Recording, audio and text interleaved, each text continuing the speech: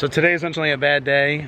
We have to unfortunately harvest some chickens. So stay tuned to this YouTube video and we're going to show you the whole process from start to finish.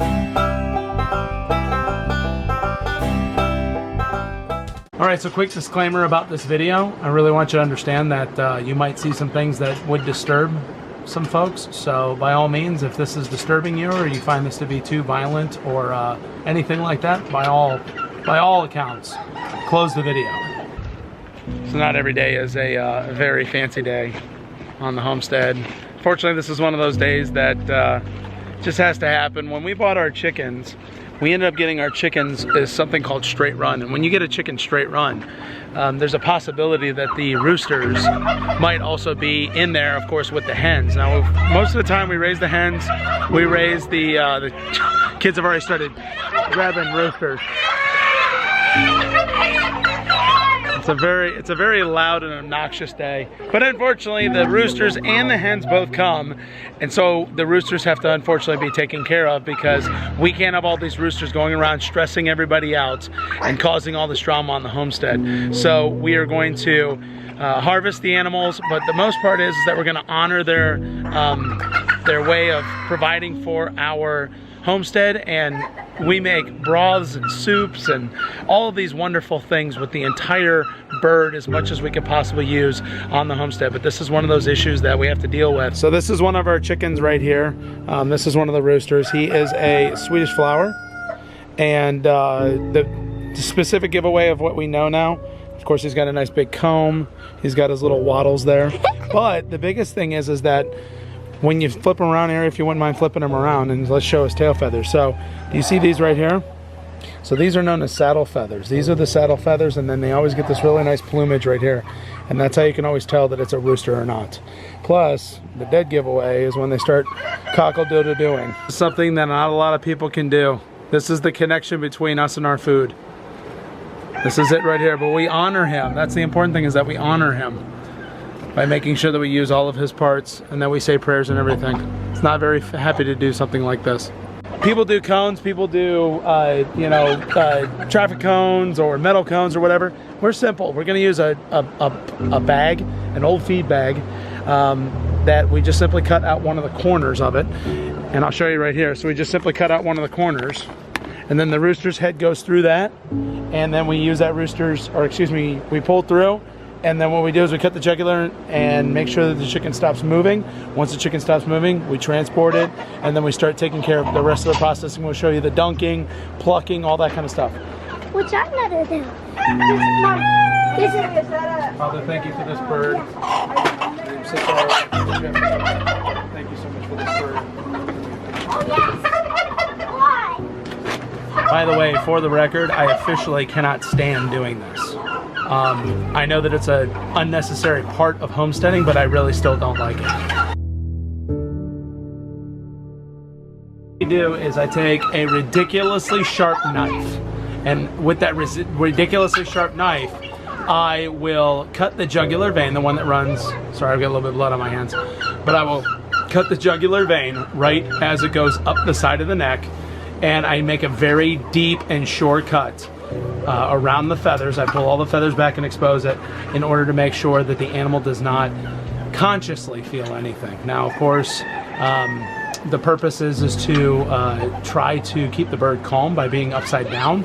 Sort of helps the bird black out a little bit, but you know, it's sort of the most humane way. Joel Salatin actually did a very good demonstration at a Mother Earth News Fair here in Asheville, and showed us that that by doing it that way, it's a pretty quick way of dispatching an animal. All right, so we've already taken the liberty of putting this water on the stove to get it to a temperature of, all right, so what's the temperature?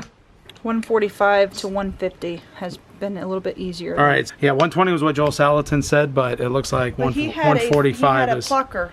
Yes, that probably definitely helps. So human if you're hand plucking, 145, 150. Chicken plucking, feathering, defeathering. Got these guys. They're ready to go. And we will be plucking. I remember when Mom got this for you. We will pluck, and then we will disembowel, and then we will prepare for the freezer. I will show you how that whole thing works.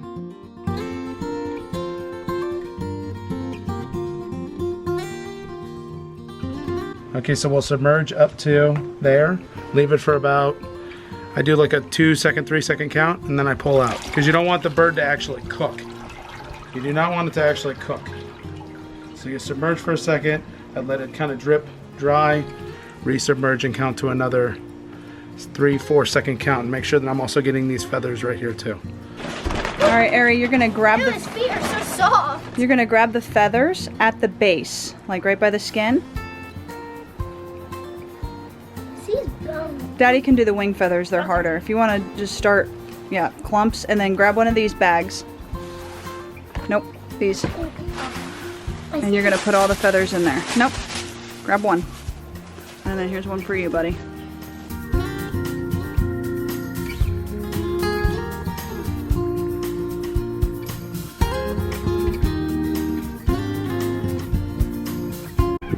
All right, so for this next part, what we're gonna do is we're gonna take, if you'll notice, I've left pin feathers, or I should say I left feathers and some of the feathers around the neck. The reason why is because there's just no point in actually plucking these, because these are gonna all be soup birds. But I'm gonna take this bird and I'm gonna show you how to remove the insides of it.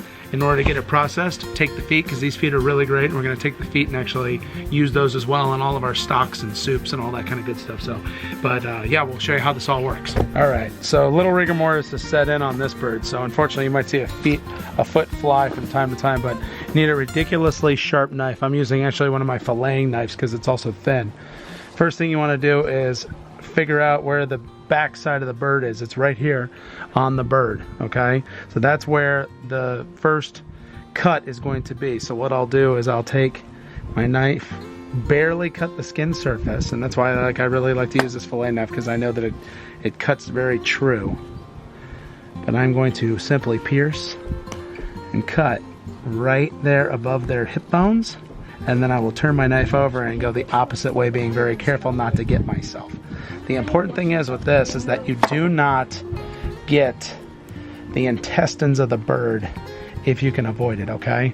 And so I have my nice little incision here, and then I come with some set of scissors, and I will just slowly work my way around the anus of the bird in order to trap the anus, because that will be the distal end of their intestines. All right, so I've got the anus of the bird out, and then you just literally can grab the insides, and then you disembowel it by just simply pulling down. All the internal organs are all attached to one another. I already feel the bird's heart, and we will just work it all out. We will just work it all out by pulling, and I usually get the lungs and everything all in one fell pull. All right, so let's do some organ identification. Chicken liver.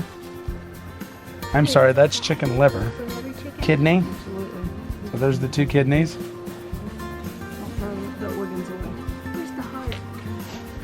And I can feel it right there. It's a smaller chicken, so it's harder for me to get my hand in there because I don't have a small hand, but there's a chicken heart. That's a chicken heart right there. And that is it. So the rest of him is all good to go. So the rest of this stuff we will throw away. All right, last but not least, I will remove the rest of the neck. We'll clean that up and then take off these pieces right here, and then take off the feet, and I'll show you how to do that next. All right, so this is how I do the feet. Is I'll take, find out where the joint is, cut right above the joint, and then verify that I can see the bottom end of the bone right there. And I take my boning scissors and I can cut right at that joint. Usually get that nice clean cut. So there we go. There's my nice clean cut on the bottom side of the foot with a completely intact chicken foot. And that's it. I know that he's not pretty, but this is clean, and then I'm gonna go wash him off, package him, and he'll be good to go for the freezer. All right, and that's the finished product. So we'll date it, and we'll throw it inside the freezer, and she'll be good to go. But that is one uncompleted rooster. No, that's about a soup size. We are definitely not going to be using it for anything larger than that. All right, finished product of one of them. It's a little steamy, of course, because we just stuck it in the Instant Pot. Clean that off. There we go. So what do you got going on in here? That is the chicken from one of our chickens. So actually I'm pretty surprised by how much there is. And then this This is my herbal bone broth with the bones and some of the organs and the feet from the chicken. And this recipe is in my homeopathicary book. It's got calendula, nettles, mushrooms, peppercorns, astragalus, salt, apple cider vinegar, carrots, ginger, garlic, celery. It's like a kitchen sink. I think that's it. So I'm gonna make bone broth. So you put it on. And so I do manual, and I'm gonna go all the way up to about 90 minutes, and I'm gonna fall asleep and wake up, and it's gonna be all ready. Nice and yummy. So it actually will pressure cook for 90 minutes, and then it'll keep it warm until I wake up in the morning. And then this is the finished product now. It's still cooling, but wanted to show you all the herbs and everything. And then look at the color. So that was made with the chickens that we just processed yesterday. Nice, vibrant, perfectly brown color.